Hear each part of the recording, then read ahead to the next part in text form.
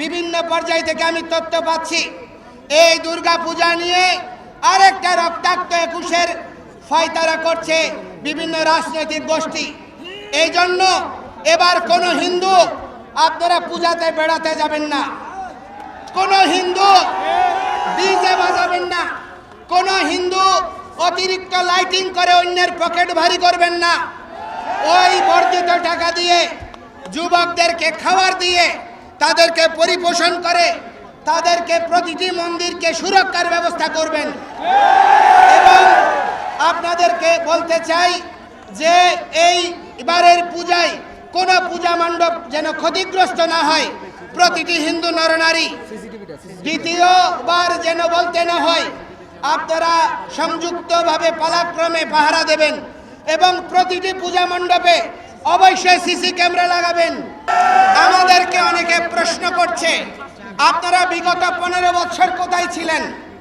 আমি আমাদের মাননীয় উপদেষ্টা বৃন্দ, আমাদের গণজাগরণের এই যুব আন্দোলনের যারা সমন্বয়ক বৃন্দ, বিভিন্ন রাজনৈতিক বৃন্দ, আপনাদেরকে আমি দেখিয়ে দিতে চাই ২০১২ সনে হাটহাজারীতে মন্দির ভাঙচুর হয়েছে ২৫টা মন্দির, ২০১৬ সনে হয়েছে, ১৮ সনে হয়েছে, ২১ সনে রক্তাক্ত শারদ হয়েছে। সারা পৃথিবীর ১৫৪টি দেশে আন্দোলন হয়েছে, বাংলাদেশে আন্দোলন হয়েছে। আমরা সংস্কৃতির উত্তরাধিকার বলে সারা পৃথিবীতে সুশৃঙ্খলভাবে আদর্শিকভাবে আমাদের মনের আকুতি ন্যায্য অধিকার প্রতিষ্ঠার আন্দোলন করেছি। এই আন্দোলন সারা পৃথিবী জুড়ে বিস্তৃত হয়েছিল। আপনারা তখন কি ঘুমন্ত ছিলেন? আমরা কি আন্দোলন করিনি?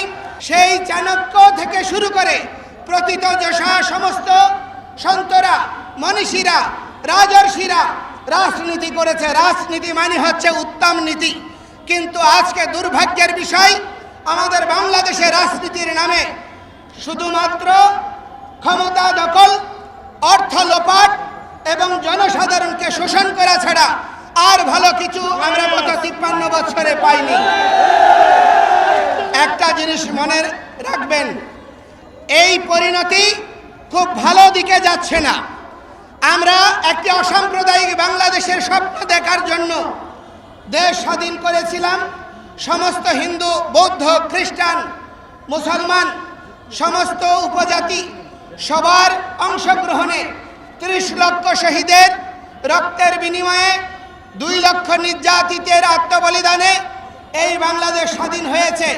৪টা মূলনীতিকে আধার করে গণতন্ত্র, সমাজতন্ত্র, ধর্মনিরপেক্ষতা এবং জাতীয়তাবাদ। অতিশয় দুর্ভাগ্যের বিষয়, দীর্ঘ সময় ধর্মনিরপেক্ষতাকে নির্বাসনে পাঠানো হয়েছে। অজুহাত দেখানো হয়েছে যে ধর্মনিরপেক্ষতা মানে ধর্মহীনতা, ধর্মনিরপেক্ষতা মানে প্রতিটি ধর্মের সহাবস্থান নিশ্চিত করা।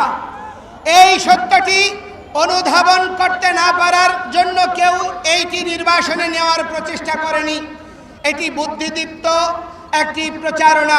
বাংলাদেশে তথাকথিত সুশীল সমাজ, তথাকথিত জ্ঞানীরা এবং তথাকথিত কিছু মিডিয়ার যৌথ প্রচারণায় ধর্মনিরপেক্ষতাকে ধর্মহীনতা হিসেবে উপস্থাপনের প্রচেষ্টা হয়েছে, যার ফলশ্রুতিতে আজকে বাংলাদেশ স্বাধীনতার পরে ৫৩ বছর হয়ে গিয়েছে, বাঙালি জাতি একটি আদর্শিক ইতিহাস তৈরি করতে পারেনি। ৫৩ বছর বঞ্চিত হয়েছি, বহু বছর মাঠে নেমেছি। এখন সমস্ত সাধুরা ধ্যান তপস্যা ছেড়ে, মঠ মন্দির ছেড়ে তারা রাস্তায় নেমেছে। আমাদেরকে হুমকি দেওয়া হচ্ছে বোমা হামলার, আমাদেরকে হুমকি দেওয়া হচ্ছে হত্যার, আমাদেরকে হুমকি দেওয়া হচ্ছে জেলে নেওয়ার।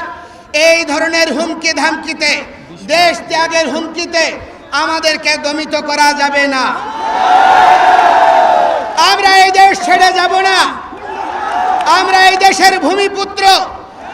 আমাদের যে ৮ দফা দাবি, এই ৮ দফা দাবি দুর্গাপূজার ছুটি এবং ক্ষতিগ্রস্তদের পুনর্বাসন এবং বিচারের জন্য অবশ্যই দ্রুততার সাথে দুর্গাপূজার আগে দৃশ্যমান ঘোষণা চাই।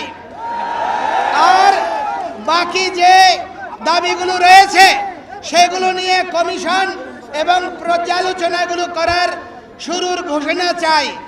এই অবস্থায় আমরা যদি এটি না হয় আমরা এই আন্দোলনের মাঠ ছাড়ব না। আমরা দুর্গা পূজা বিজয়া দশমীর পরের শনিবার অর্থাৎ দুর্গা পূজার 10 দিন পরে প্রথম সপ্তাহের পরে যে শনিবার হবে সেই শনিবার বিকালে আমরা লালদিঘি মাঠে চট্টগ্রামে মহাসমাবেশ আহ্বান করছি এবং সেখান থেকে প্রতিটি বিভাগীয় শহরে মহাসমাবেশ হবে। এর মধ্যে প্রতিটি জেলা উপজেলায় সমন্বয় সভা হবে এবং পরবর্তীতে আমরা সম্মিলিতভাবে সারা বাংলাদেশের প্রতিটি হিন্দু নরনারী আমরা রাজধানী অভিমুখে আসব। সুতরাং আমাদেরকে কোনোভাবে দমিয়ে রাখা যাবে না।